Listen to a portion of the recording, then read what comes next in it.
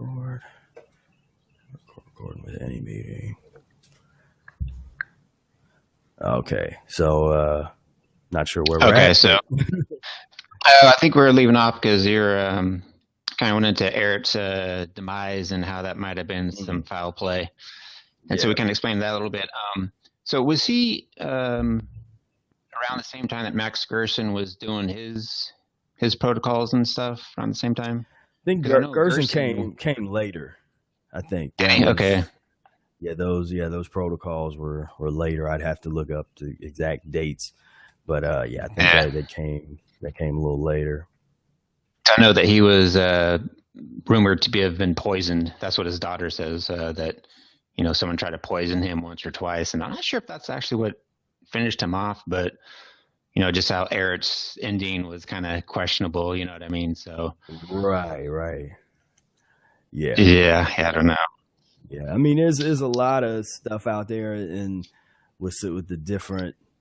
I mean, anytime there's a naturopath that is somewhat successful, it seems like something happens to him that's questionable, and so I guess what I'm asking is, do you sleep with a machete under your pillow? You have to Yeah. Well, not quite, but I take my precautions, but I'm definitely I'm peaceful. I'm peaceful with people that are peaceful with me, but that's one reason why I haven't tried to. I've just tried to stay consistent and make videos and content and books and things for people that are interested in what I have to talk about. I haven't spent a whole lot of effort trying to, just blow things up and go off into different areas and create a bunch of controversy and that kind of stuff. And that's not to say that I won't do that sometime in the future when things are even stronger, because there's something to that. But right now, and really as I create a foundation for Mucus Free Community, I wanted things to be as drama free as possible. We've had some drama, but for the most part, it's been pretty. The right people have been attracted in and to contribute. Yeah. So, and that's been important for getting things rolling right now. Yeah. So to get back to the diet a little bit, I have a little bit of confusion myself when it comes to mucus forming foods and just mucus in the body in general. Is it the food itself that turns into mucus, or is it the body throwing up an inflammatory response that creates a mucus barrier, or is it both? Yes, that's a good question. So it's actually both, but they're different things. So when I say mucus forming foods, I'm referring more to foods that degrade into slime, that decompose into a slimy, sticky substance that is incredibly difficult for the human body to remove and digest and eliminate. However, those foods that are mucus forming, that degrade into slime, often also happen to be foods that do create a lymphatic response, and ultimately inflame the body. There also happen to be foods that degrade into a substance that's acidic, acid forming. So mucus forming foods are normally also ultimately acid forming foods that promote a certain level of acidosis. Now, not all acid forming things that we put in our body are necessarily mucus forming, insofar as they don't necessarily degrade into slime. And so you can have maybe something that has vinegar, some condiment. Eric was really against vinegar. You use something that has vinegar in it, and it's going to be a little acidic, and it might not necessarily be, depending on what the vinegar is in, it might not necessarily degrade into slime, but it would still be considered acidic in the body, acid forming. Right. But yeah, So, mm. I'm sorry. So when we're talking about mucus foods, so the stomach would, I assume, digest it as best it can, so the mucus would stay in the GI tract. Is that where? So if you think about it like glue, and so if you overcook rice, if you take rice and you just cook it and cook it and cook it, it'll turn into this really viscous sort of slimy glue. I mean, they literally make glue, bookbinders glue, out of rice. You can also think in terms of imagine a piece of white bread that sat in water for 5 hours is going to turn into this pasty, slimy sort of stuff. Whereas if you take an apple or you take grapes or some watermelon and you do the same thing, it's not going to turn into this slimy substance. And so that's the difference. That really, just that, even if you use that as like a thought test, just that can let you know if something is mucus forming or not. Does it turn into slime? If you cook it and let it sit in a pan for several hours or something like that, or just put it in water for a while, will it turn into slime or will it not? And mucus free food will not turn into slime when you do that with them. Okay. I guess what I was trying to get at was, so it's mucus forming in the body. Does it get past the intestinal wall and get into the bloodstream, so then it circulates through the whole body and gets every single cell? Or does it just stay in the GI tract?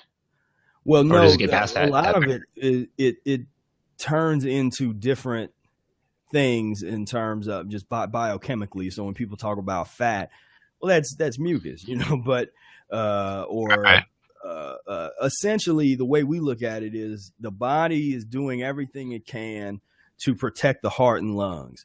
And so if you have this uneliminated waste that sits and stagnates in the colon and in the intestines, and there's nothing helping to get it moving, sure, someone as Eric says, one good stool a day means nothing. So you may have someone that thinks they're regular and they're going to the bathroom every day, but they got 32 feet of impacted intestines that are filled with uneliminated feces. And the slimy nature of it. One thing you noticed is when you go into cleaner periods of eating, you don't have to wipe after you have a bowel movement that much. You might wipe once and you're good, because that slimy residue is not there. But if you're eating milk and eggs and bacon and cheese and all this kind of stuff, it's a good chance that you're going to have to wipe a lot, because that stuff is slimy. And that in itself lets us know that points us in the direction of our natural diet, because it's not natural to use some pieces of paper when we're going to the bathroom. I mean, that's not our ancestors in the rainforest didn't do that. And so so I mean, but we have work to do. I'm not telling people to not use toilet paper. We got to, we have a way to go before we get back to nature's, to how we're really supposed to be. But that's really what it's really about, the slime, what foods degrade into slime, and they are ultimately harder to eliminate in the body. And so that's why the system is set up the way it is, where it's not that you never eat mucus forming foods. It's just the way that you eat them is strategic. So, and there's certain ones that are better to eat than other ones in terms of elimination. And it might be different for each person's body and physiology. And so you learn what foods are easy for you to eliminate and which foods aren't.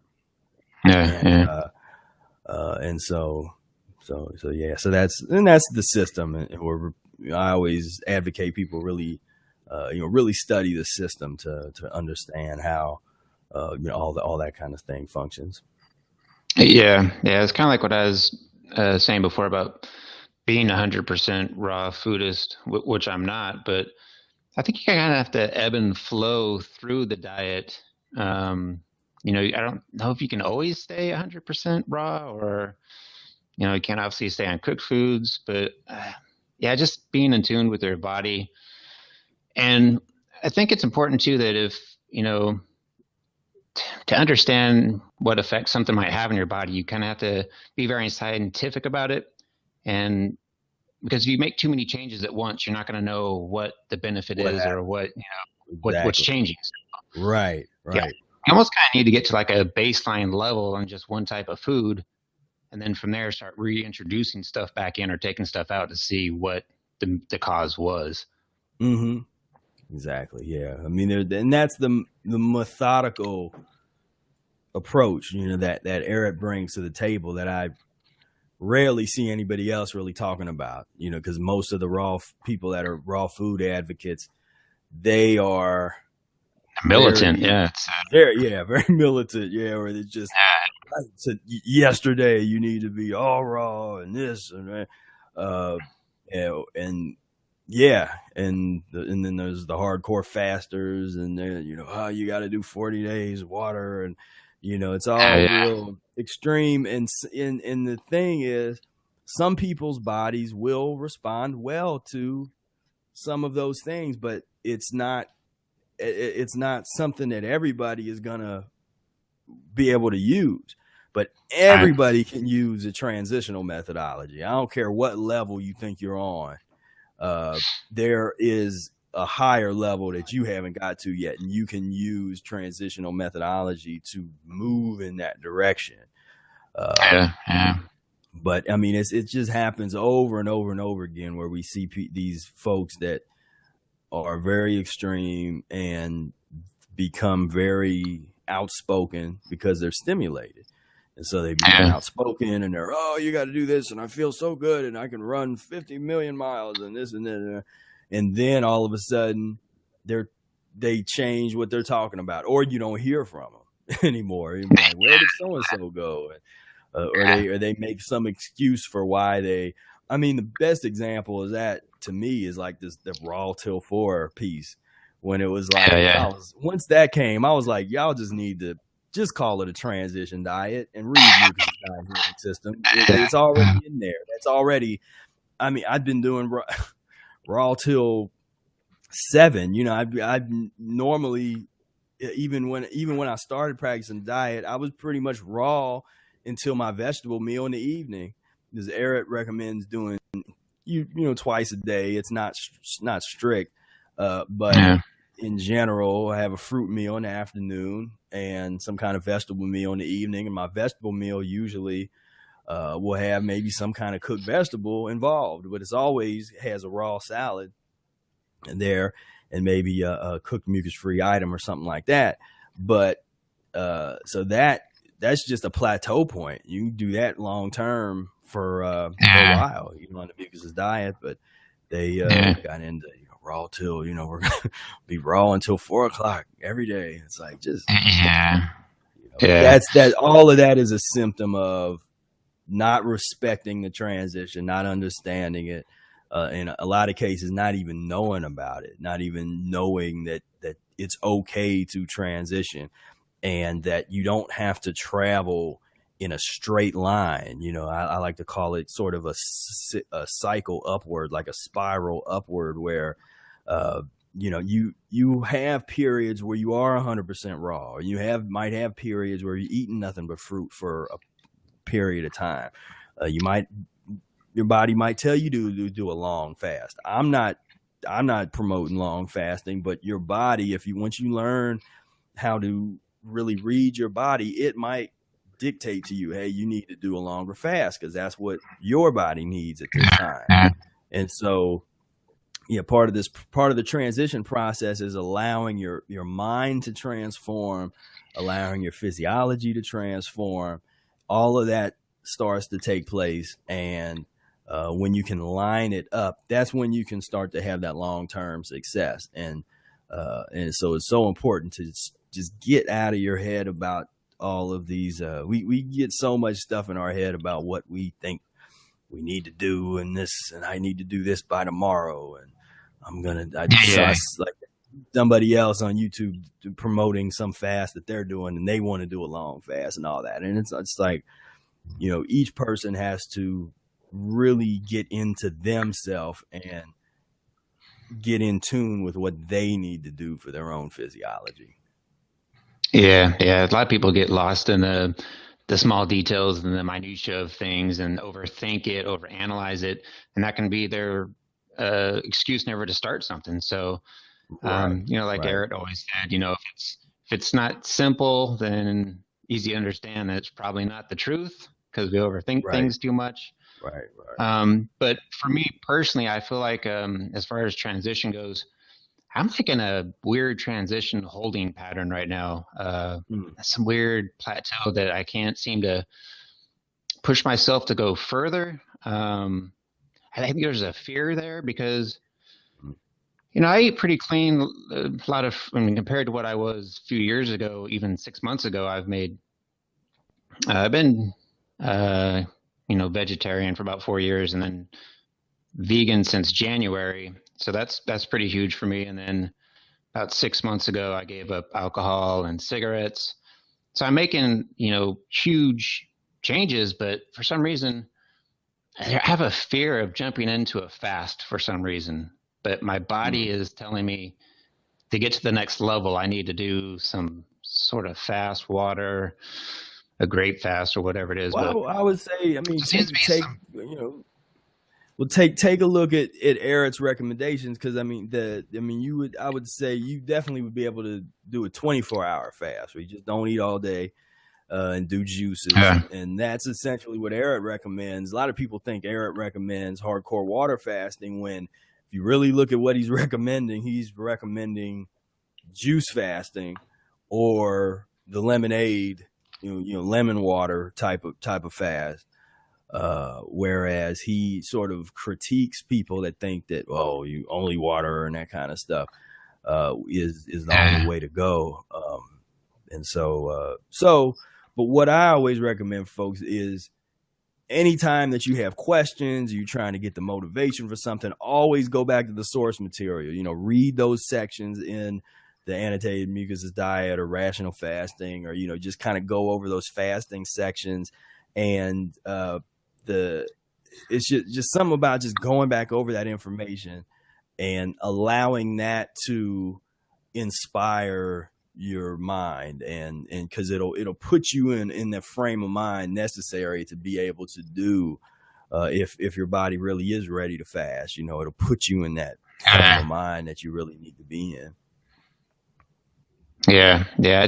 For me, it comes down to I'm still in that the pleasure trap, the stimulation of Mm, food, as far as mm-hmm. comfort goes and stuff like that. Yeah, yeah, yeah.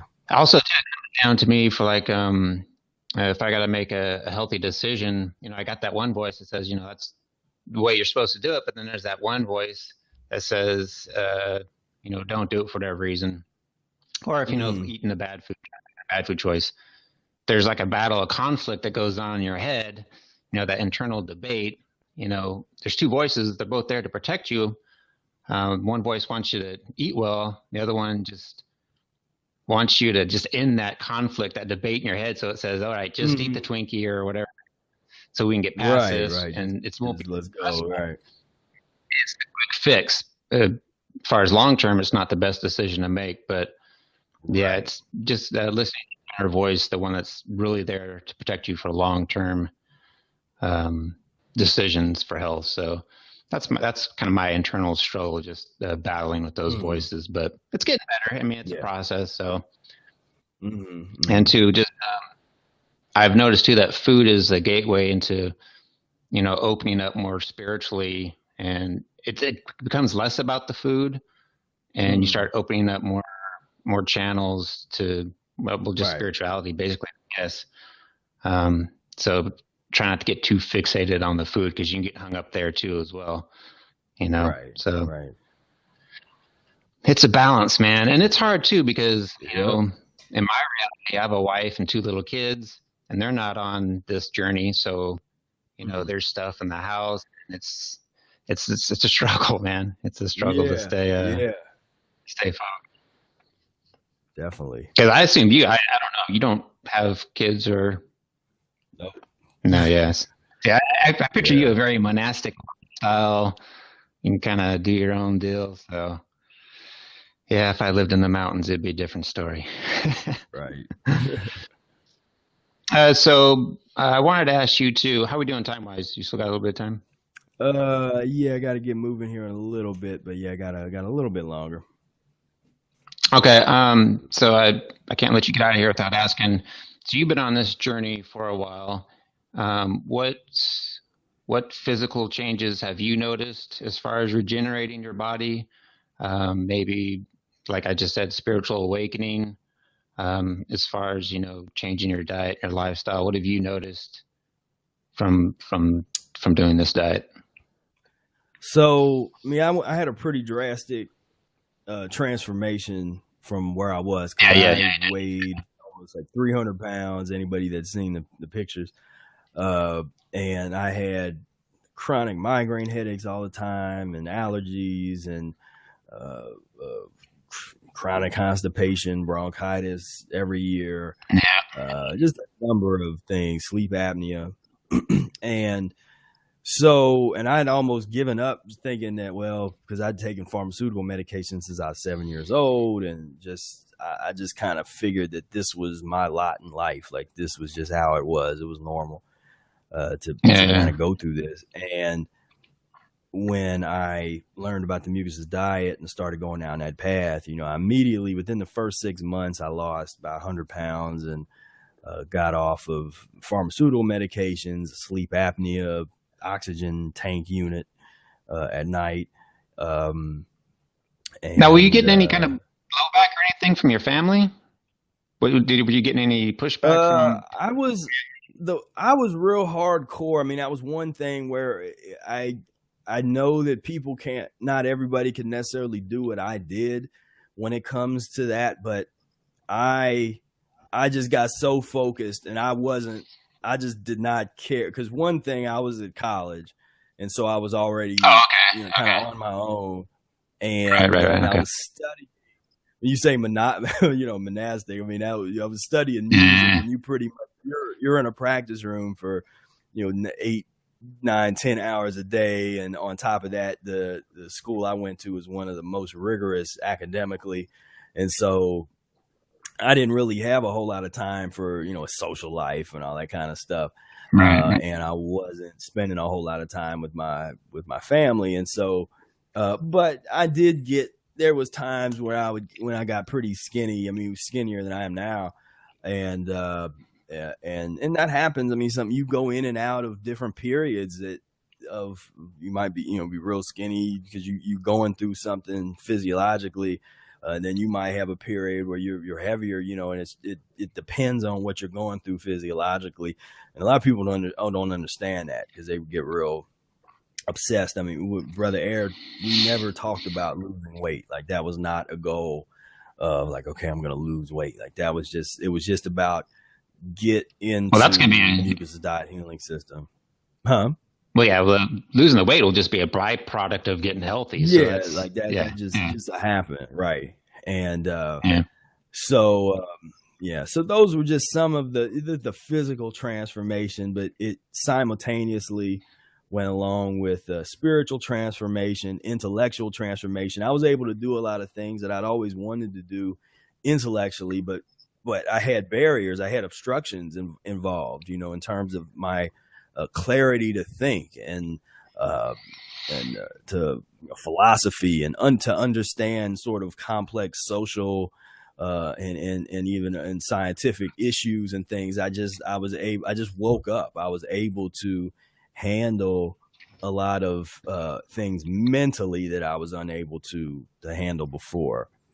And Yeah. so I was able. So and I talk about that a little bit because there's a lot of people that talk about I was never really interested in trying to prove something physically, like where I'm gonna run 1,000,000 miles and this kind of stuff. What my thing was, I might read 2 or 3 books in a day, or I might watch 5 or 6 in-depth documentaries about any subject, so that was my thing. Was I want to become basically, I went through periods. It was like, if people that are familiar with the movie The Matrix, when Neo is going through this, like, this educational pod, like I made my life like that, where I'm just studying, and I'm just sucking in all this information and all this knowledge. And so that was really my interest, and so I went down that path. But yeah, it was just total transformation.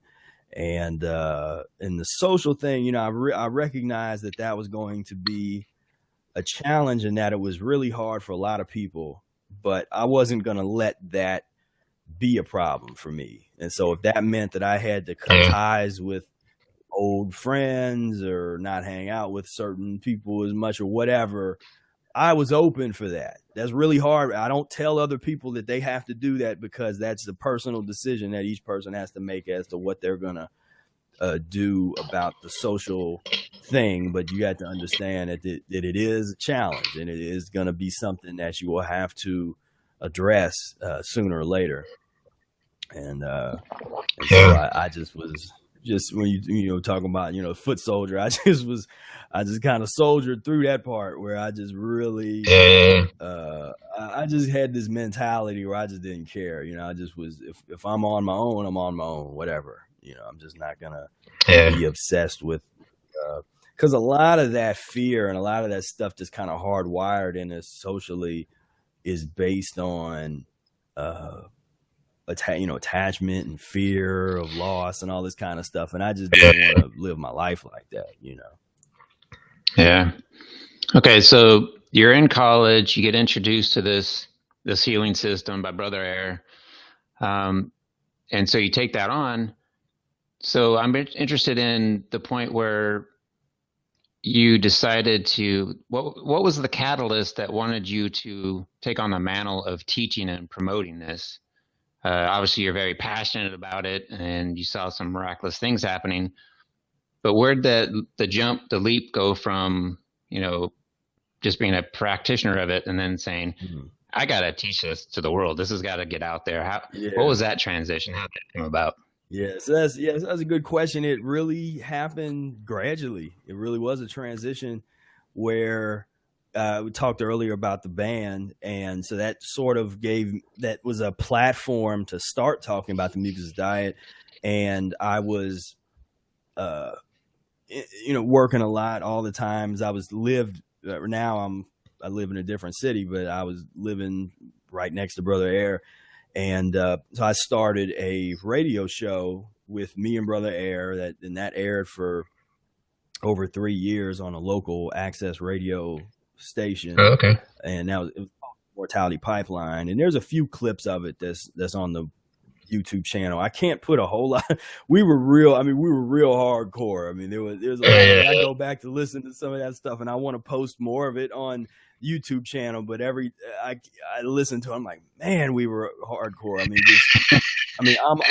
I'm more, because as the role that I've taken on as an educator, I don't want people to not be able to get the important information because I'm getting into some kind of political thing that might turn off half the people watching me. So that's where I kind of got away from that and just focus on, here's the diet, and here's the transition, the methodology, and thinking about things, so I come at it a little bit more as a professor of philosophy or something or social science, might do. But back then I was a little bit more raw.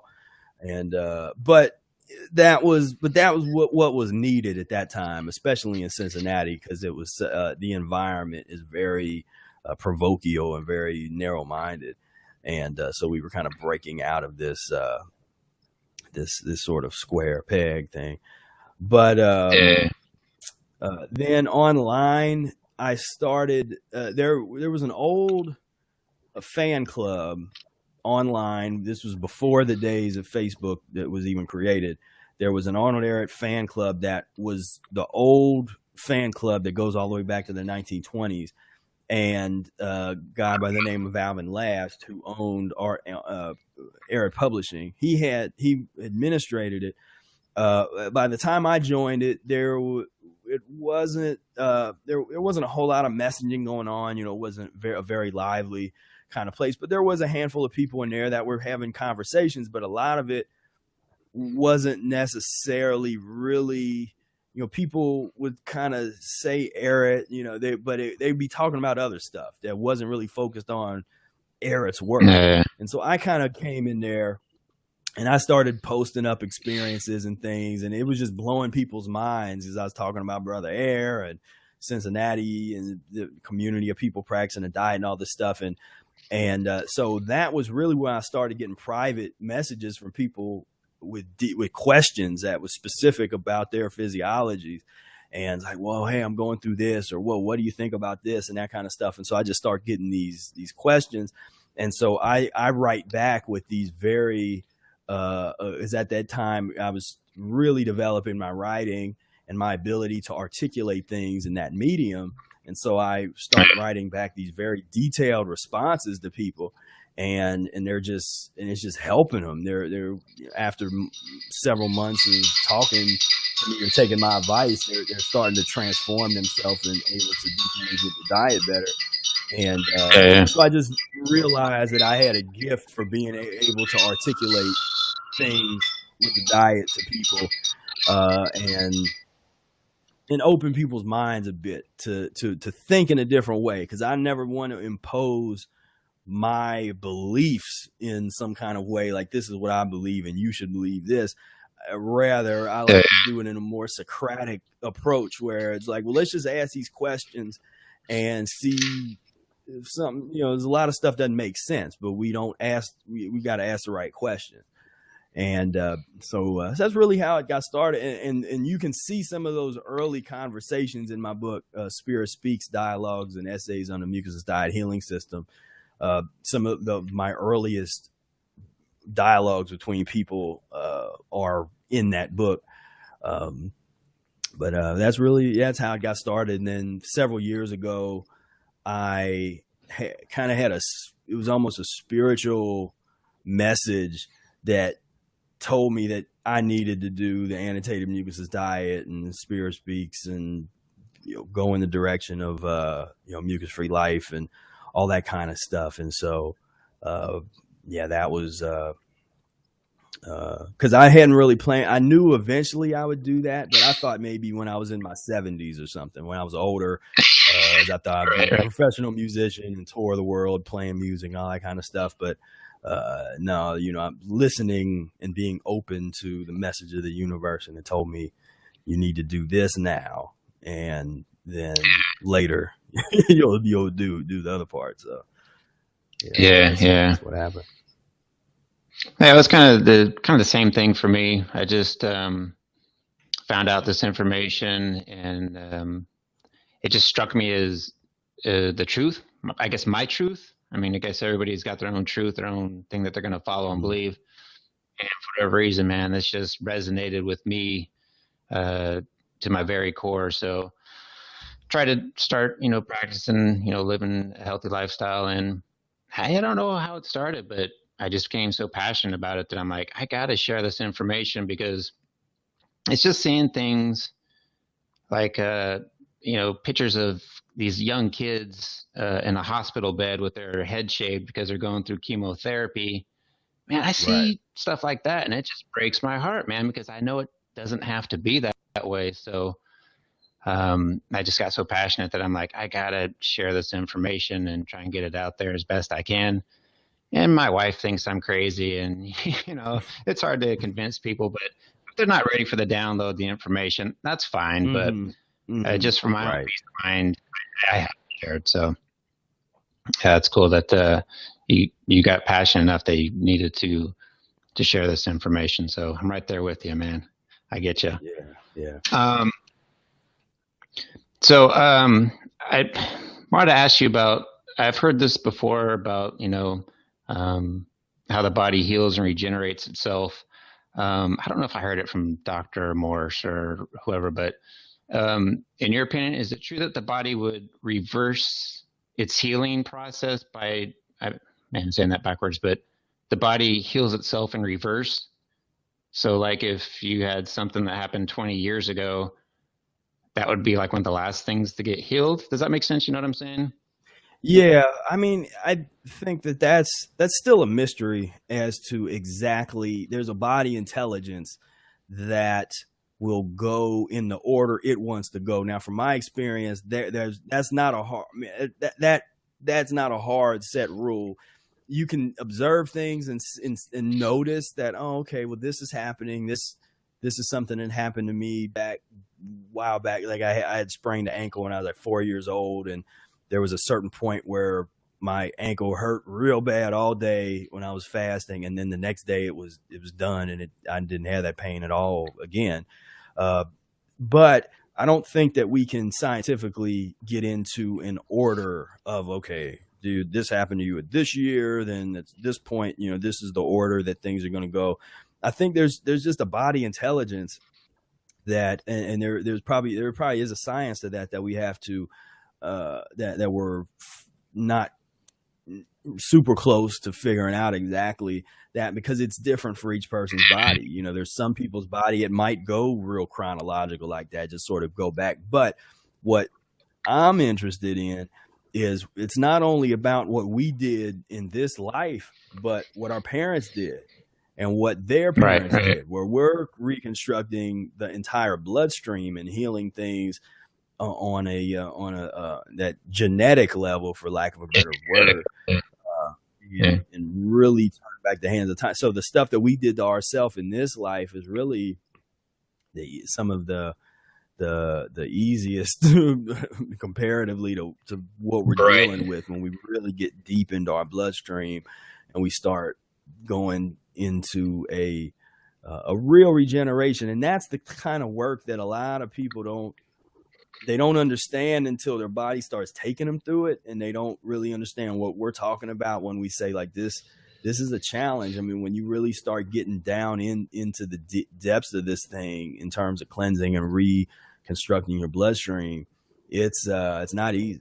It can Yeah. get and it's not just about like willpower. That's not the hard part, where it's like, oh man, I really want to eat this, or it's hard. It's like you just Yeah. sometimes go through periods of elimination that are challenging, and that becomes part of the inner game, what I call the inner game of the mucusless diet, the mucusless mindset, where you just are able to just deal with what comes and not get flustered or panic, or just kind of stay logical about things as you move forward. Yeah. Yeah. Because I mean, you'd think the body would heal itself everywhere all at the same time. I'm not sure how that works. I don't know as far as kidney filtration. If you're constipated lymphatically throughout the whole body, like, would you start healing faster closer towards the kidney region, since that's getting flushed out first? So those damaged cells and the acidosis and all that's leaving in that area first. So like for instance, I lost my hair in my mid 20s, and looking back now, Mm. I know, okay, internally something wasn't going on. I mean, something Mm. was wrong. So that's farthest from my kidneys. So would that be the last thing to heal? Does that make sense? No, yeah, I think that's not the. I mean, that's not the kind of logic I think that you want to use. The body intelligence, from my observation, is not. It's not logical in the way that our mind is logical. So the way that we want to try and frame healing, it's not gonna, like, I don't think we're gonna be able to figure that out, at least in the way that we think now, with sort of classical logic, is not going to work for understanding the order of how things might heal themselves. Now, if you're an experienced healer, you can I can, when I'm working with people, I usually can tell them what's going to happen before it happens in terms of their elimination. Now they might not want to believe me, but I'm rarely am I Yeah. wrong in terms of my observation. And but that's just because I've worked with people for a while, and I know I can, certain physiological types. Because that's the other thing a lot of people don't talk about that we get into is we look at human physiology in two separate types. You got acid types, who are people that are often considered to have high metabolisms and are real skinny, and you have fat types, or that have more of a mucus types, as we call them, that are easy to pick weight up, and it's just a difference in the way that the body responds to foods. But the acid type, according to Eric, is a little bit more, has a bit more acidosis, overall throughout the body, and it handles mucus differently. So I have different recommendations for people that are acid types than I do for people that are mucus types, because the transitional approach is going to be a little different. The types of foods that you might select in the beginning is going to be different. But yeah, as far as the ordering goes, yeah, that's real hard to really put a theory on that, Right. other than there's certain things that are more predictable than others. The short term stuff is pretty predictable. Oftentimes, one of the first things that's healed if somebody has a some kind of ailment in the sex organs, that'll be like one of the first things that heals.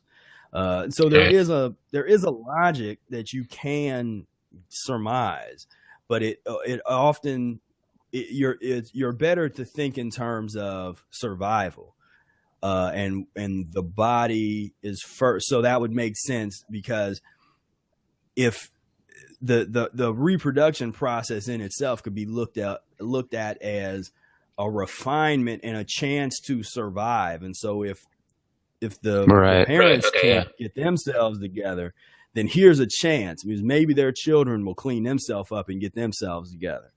But so it would make sense that the sex organs are the first things that actually would cleanse and heal when you start going down this path. And then, like you said, kidneys, and it depends on how you transition and what you're doing and stuff, how some of these things, because that's another factor where you can kind of direct, once you learn how to use certain foods in different ways, you can direct that elimination to a certain extent. But it's deep, when you start getting into latent disease versus acute illnesses, and again, that's because to me, that's almost the way you would want to frame that kind of thing, is okay, what acute is what tends to happen is the acute things are dealt with first, stuff that's not going to take years to heal. Then the deeper, what Eric calls latent illnesses, that's where you really don't know and have much control over what is going to be dealt with at what point. And so, and I know and then when you brought up the hair, a lot of people that might have had a genetic predisposition where that was just a place of obstruction that was passed down genetically. And so it takes a little longer for that, something that was, it's more of a latent type of issue. And it's also not critical for survival. It's cosmetic, everyone's hair, but you're not going to die if you don't get that hair. So the body is focused on like everything else right now, or it's focused on to get the kidneys going, and clear the heart up, and the glands, make sure they're functioning properly. It's working on all this other stuff first, and then we'll get to some of these other things. And so sometimes that doesn't go in the order that people want it to go in. Yeah, yeah. The body goes through its own triage process. Yeah, Right, what's important. What do we got to take care of first to right. sustain life? So I just think it's pretty. I get pretty fascinated with the the genetic blueprint, the DNA mapping. I mean, it's all there and it's Mm, all remembered in the cells. I can hear stories like people, their tonsils grow back if they get them removed or this and that. It's right. like, so what's the limit? If you cut off a finger, how come that doesn't grow back? You know what I mean? The genetic Right. blueprint's there. The body knows the finger's supposed to be there. So Yeah. it's kind of Yeah. interesting to think of the possibilities where this could all go. So Regeneration. who knows? Yep. I don't know. Yeah. Yeah, yeah. So as far as if we lived in a perfect environment and ate the perfect diet, what would take out a human being? I think you would live your life, have your experience here, and then you just go in your sleep. I think that's the way it's supposed to be. I don't know. What are your theories on that? Yeah. I mean, I think Massive. I mean, the question there is, well, then you get into, I mean, is death natural? And that's where, I guess what you those believe are the kind of spiritually. things. Yeah. Yeah. I mean, that's where those are some of the topics we talked about a lot on the radio show because it was called Immortality Pipeline. So we were Uh, exploring the possibility of physical immortality. Like, is our human bodies, if it's a perpetual motion air gas engine, are we supposed to uh are we supposed to die? The word die itself means to lose color. When we die, we lose that uh that life, that color leaves us, the human colored man, so those are we get into some of the heavier kind of stuff to really get into that. So that's the question. So I'll just answer with a question where, is death itself natural? The word death has EAT in it, so we have to question. That's where you just start questioning everything. And like I said, a lot of people aren't ready aren't ready to really go down that type of discussion path.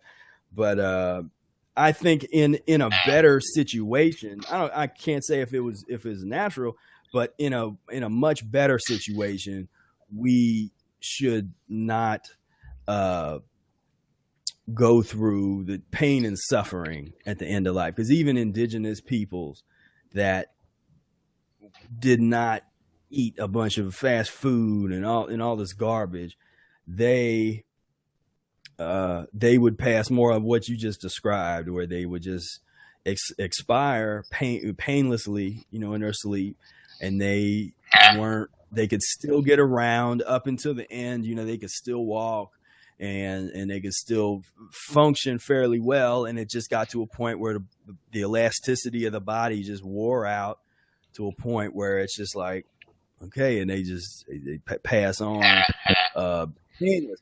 And so I think again, I can't say that'd be natural, but it would be a lot better than what we have now. And I think that would be a transition point for humans where we have to go to that first. So we do have to get back to that. Now, if you believe that that's the height of human potential, or if there's even something beyond that we can get to, not necessarily me and you, but maybe our children's children's children. Because that's another thing to think about, is we got to think in terms of reconstructing the generation, where this isn't going to all happen with us. We had to start the process, and then our children, if we have children that we bring into the lifestyle, and they're raised on the mucus diet, and then they have children that are raised on a mucus diet. By that point, you're going to start to have a new people. I don't say race of people, that word is overused, but you're going to have a new people, a new level of humanity that will be hard for us to imagine right now, because there will be an entirely different value system and an intellectual prowess, the likes of which we can't really understand right now. And so, because we base everything on our little pus our little pus and mucus value system, even those of us that no longer eat that way, we still come out of that. So we still have that, some of those things, but our children's children are going to come up in a total different environment. And that's a lot of my work is to try to create that foundation, that world, that new nation, to be able to exist in a much more calm and peaceful environment, as opposed to this kind of hustle and bustle thing and competitive thing that's out here that is not conducive for a mucusless diet kind of lifestyle. Yeah, for sure. Well, we live in a culture now where we're so bombarded with stimulation and foods that just sedate you, and you get the brain fog and you lose focus and sight of probably why we're here in the first place. I see this place as a playground for us here to learn and experience being what it is, being a human. And I think we've gotten so removed and detached from that, like I said before, food's the gateway to start that process to get back into reconnecting with, whatever that might be. So, right. Yeah, it's just something we got to try and work through and get back to just being here and having a good time and enjoying life. That's what it's all about. It's all about the experience that you're going to have here. What kind of experience do you want to have while you're here? You're going to be super restrictive and militant with your diet, or are you just going to, find the happy balance and do the best that you can? That's all that we can do. So, yeah.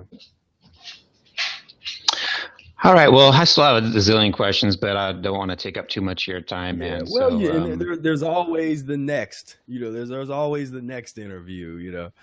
So we can definitely do this again in the future. Yeah. I'll have to get a better setup here so we don't lose each other like we did. But yeah. Well, like I said, man, this is all new to me. This whole podcast thing is fairly new, and I'm still trying to figure it out. And as far as technical stuff, I'm kind of an idiot, so I got to figure that stuff out. I'll get there. We got it in. Yeah. All right, cool. Right on. So what are you doing for the rest of the day? Well, I got a number of consultations to do today, and so I will, and I'll probably get a chance to go outside and do some of those consultations from my phone. So that's my plan. That's my day. So you fairly busy guy? You always got something going on? Yeah. I stay very busy, just with doing the stuff that I love to do. I love to be productive, and I'm a creator. And so I feel the best when I'm creating stuff, because even more so than the educator or all that stuff, my love is creating things. So whether it's creating videos or music or whatever it is, courses, whatever, if it's a creative endeavor, I love doing that. So that's really where my passion really, really lies. And so I'm able to find a way to just be creative in whatever I'm doing. And so, that's when I'm happy. Do you ever find yourself getting burnout though? Like maybe too much? I get that sometimes. Like I get too hyper focused and obsessive about it that I get a little bit of burnout. So I got to kind of throttle back a little bit and kind of rebalance and get passionate about something else too. I kind of naturally go into different, into different things. So my inspiration sort of will shift as it needs to before burnout happens. It kind of happens automatically, Yeah. Well, you got music too, so I guess you can dive into your music to kind of rebalance that way too. Do you practice like a meditation practice or anything like that, or? Sometimes I really look at my music. My music is a meditation practice. And but I got a few little things that I do. Little tricks up your sleeve. Yeah. All right. All right, cool. Well, thanks, man. I really appreciate you sitting down and giving me a few minutes of your time. Let me pick your brain. I appreciate everything that you're doing. And if there's anything further that I can do to help promote your stuff, just let me know. Don't hesitate. Like I said, I've put you down as on my podcast kind of bio information. I got your name in there and stuff, so hopefully people get directed to Yeah. you. So yeah, just help them trying to spread the message and get the word out there so we can change this planet of ours. And yeah, I guess that's about Definitely. it. All right. Well, it's real good talking with you. All right, man. Don't be a stranger. All right. And remember, kids, don't tug on Superman's cape. Don't spit into the wind. Don't pull the mask off the old Lone Ranger. And don't mess around with Jim. There you go. All right. That is right. All All right, man. All right, bye.